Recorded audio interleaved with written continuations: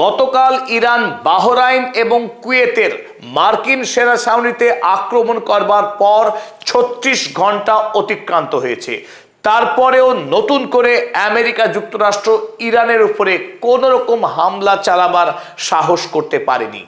আর আজ ইতিমধ্যেই ইরানের আক্রমণের ফলে মার্কিন সেনা ছাউনিতে যে কি ব্যাপক ক্ষয়ক্ষতি হয়েছে তার বিস্তারিত ভিডিও ফুটেজ এবং গ্রাউন্ড রিপোর্ট ইতিমধ্যেই হাতে এসেছে আমাদের। ওদিকে ডোনাল্ড ট্রাম্প ইরানে যাতে যুদ্ধ চালিয়ে যেতে না পারে, ইরানের যুদ্ধ চালাবার ডোনাল্ড ট্রাম্পের অধিকারকে ছিনিয়ে নিতে গতকাল আমেরিকার কংগ্রেসে ভোটাভুটি হয়েছে, যে ভোটে ডোনাল্ড ট্রাম্প পরাস্ত হয়েছে। চলুন পদাতিকের আজকের এই ভিডিওতে আমরা বিস্তারিত আলোচনা করে দেখি এই মুহূর্তে মধ্যপ্রাচ্যের রাজনৈতিক অবস্থা ঠিক কোন জায়গায় দাঁড়িয়ে। সকলকে স্বাগত জানাচ্ছি, আপনাদের বন্ধু অধ্যাপক আব্দুল হালিম। আমেরিকা এবং ইসরায়েলের বিরুদ্ধে যুদ্ধে ইরান যে ইতিমধ্যেই বিজয়ী হয়েছে তার বড় প্রমাণ এই যে গতকাল ইরান বাহরাইন এবং কুয়েতের একাধিক সেনা ছাউনিতে আক্রমণ চালানোর পরেও আমেরিকা যুক্তরাষ্ট্র কিংবা দ্বিতীয় ইসরায়েল আরব আমিরাত শত চেষ্টা করেও নতুন করে ইরানের মাটিতে আক্রমণ চালাতে পারেনি। ইরানের এই আক্রমণে কুয়েত এবং বাহরাইনে আমেরিকার সেনা ছাউনিগুলোতে উল্লেখযোগ্য ক্ষয়ক্ষতির খবর পাওয়া গেছে। আমরা প্রথমেই দেখে নেব কি কি ক্ষয়ক্ষতি কাল হয়েছে। 4 warehouses destroyed, camp Buehring in Kuwait. কুয়েতে আমেরিকার সেনা ছাউনি ক্যাম্প বুহেরিং, এই ক্যাম্প বুহেরিং এর 4টে বড় বড় ওয়ারহাউস অর্থাৎ মার্কিন সেনা ছাউনির ব্যবহার করা গোডাউন সম্পূর্ণরূপে ধ্বংস হয়েছে ইরানের মিসাইল এবং ড্রোন হামলায়।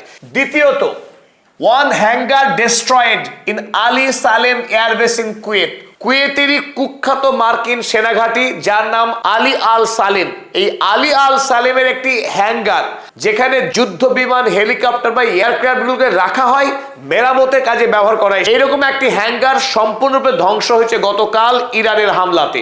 তৃতীয়ত, 1 airport terminal destroyed in Kuwait, এবং যেটা আরো মর্মান্তিক, কুয়েত ইন্টারন্যাশনাল এয়ারপোর্ট, সেই এয়ারপোর্ট একটি টার্মিনাল ব্যাপকভাবে ক্ষতিগ্রস্ত হয়েছে এবং আহত হয়ে হাসপাতালে ভর্তি হয়েছেন 60 জনের অধিক মানুষ এবং একজন মানুষের কনফার্ম মৃত্যুর খবর পাওয়া গেছে।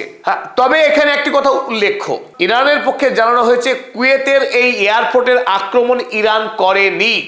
ইরান আক্রমণ করেছিল কুয়েতের সামরিক সেনা ছাউনিতে, আর সেই মিসাইলকে ইন্টারসেপ্ট করতে গিয়ে আমেরিকার প্যাট্রিয়ট মিসাইল পথ ভুল করে ইরানি মিসাইল আটকাতে গিয়ে আছড়ে পড়ে এই কুয়েতি এয়ারপোর্টে, ফলে এই এয়ারপোর্ট ব্যাপক ক্ষতিগ্রস্ত হয়।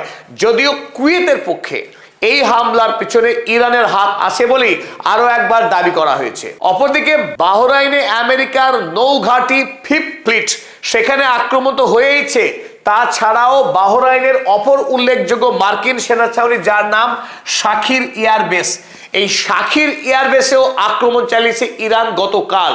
চলুন এবার আমরা একে একে ছবিগুলো দেখে নিই এই মুহূর্তে বাহরাইন এবং কুয়েতে যেখানে যেখানে আক্রমণ চালিয়েছে ইরান, সেই সামরিক ঘাঁটিগুলোর বর্তমান অবস্থা কি। প্রথমেই চলুন আমরা দেখে নিই আলী আল সালেম এয়ারবেসের হ্যাঙ্গার যেটি ধ্বংস হয়েছে কাল, তার বর্তমানে কি অবস্থা। আপনার এই মুহূর্তে ওপরে যে দৃশ্য রয়েছে, মাঝখানে কালো লাল চিহ্ন দিয়ে বৃত্ত করা আছে, এটি পুরোপুরি ধ্বংস হয়েছে। যদিও আমেরিকা যেহেতু তার হাতে জিপিএস সিস্টেম, আর যদি আপনি আলী আল সালেম এয়ারবেস সার্চ করেন গুগল ম্যাপে তাহলে আপনি সেটা দেখতে পাবেন না, কারণ সেটাকে পুরোপুরি ঝাপসা করে দেওয়া হয়েছে যাতে করে পৃথিবীর কেউ দেখতে না পায় যে আমেরিকা ইরানের হাতে বেধড়ক মার খেয়েছে। আগের অবস্থা দেখুন, ধ্বংস হবার আগের ছবি এখানে, এই যে হ্যাঙ্গার, এই হ্যাঙ্গারটি পুরোপুরি ধ্বংস হয়ে গেছে, কিন্তু বর্তমানে সার্চ করলে আপনি ঠিক এইরকম একটা